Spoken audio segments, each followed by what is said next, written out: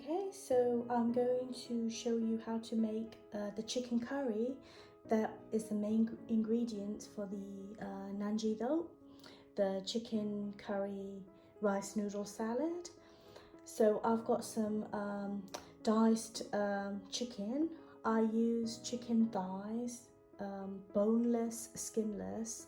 The reason I use thigh is because it's a darker meat and it's more succulent and more juicy.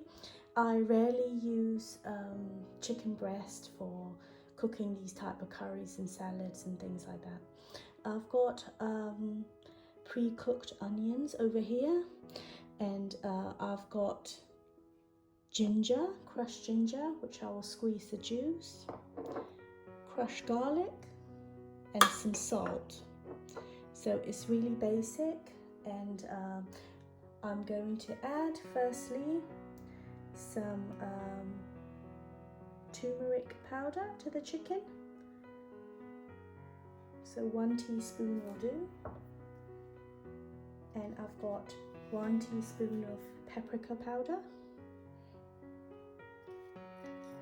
and I'm going to squeeze the ginger,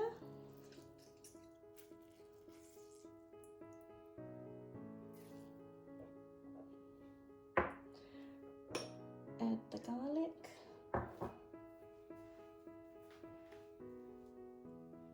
add the salt, and I'll put the pre-cooked onions when I'm cooking. So that's it. I'm going to mix it well. Okay, so I'm just going to show you how I boil the noodles. I've got this noodles here in the pan, rice vermicelli.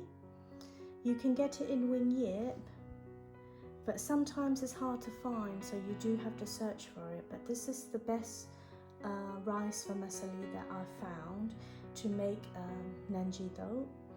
So I've put it in cold water. Ideally, it's best to soak it for a couple of hours or even half an hour for an hour. If you don't have time, put it in the pan with cold water and put it on low heat, and it will cook gently, and once the water boils, the noodles will soften, and it might take about half an hour to cook and soften, but it's totally worth it. So I'm going to start boiling it while I prepare everything else.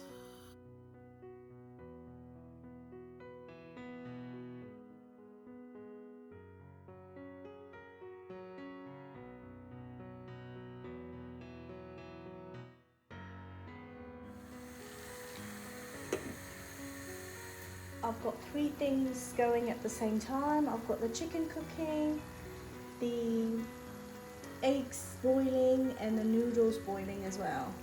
So I want to tell you a little bit about the chicken curry that I'm cooking. This is the same curry that I would cook if I were to make coconut noodles as well. So I'm making a little bit extra. We're not going to have all of this today, but making a little bit extra so that I can save some when I want to make coconut noodles during the week. My daughter absolutely loves coconut noodles, so I always, when I cook this chicken curry, I always make extra so that I can have a box, and whenever I want to cook coconut noodles, all I have to do is add the coconut milk and the gram flour, and you have coconut noodles. So this chicken is the base of the coconut noodles and this nanji do as well. So there we are. After about 50 minutes with the lid on, it's ready. So I'm just going to set the chicken curry aside. So the noodles looks like it's ready. I'm just going to drain it and run cold water over it. It's very important to run cold water over it just to stop the cooking process. So I'm going to make the topping, the crunchy noodles and rice noodle. I've got some hot oil in the pan, and all I'm going to do is wait for it to get very hot and then drop these little egg noodles and rice noodles, and they become crunchy toppings. It's like magic. So I'm just going to test the oil just to see if it's ready. It should rise to the top straight away.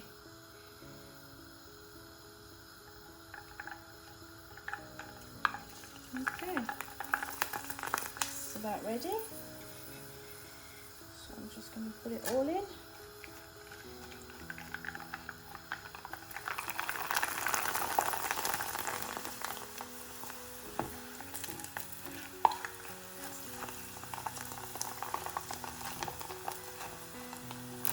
It's similar to prawn crackers. So that should be. Just going to remove that.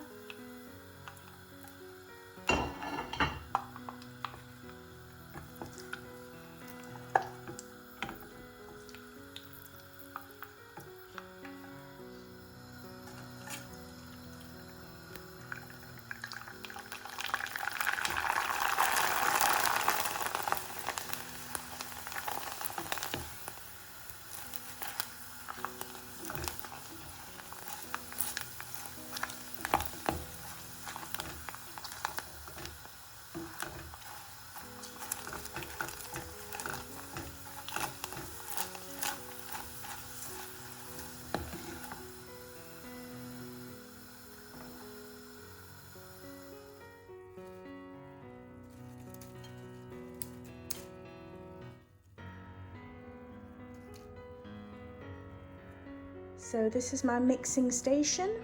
I've got the chicken that I cooked. This is roasted gram flour left over from the rainbow salad. Chili oil, coriander, lime, and some boiled eggs. This is a little bit of water, a little bit of oil mixed with turmeric powder and paprika just to give the salad some color. And this is the crunchies that I fried up earlier. So let's get mixing.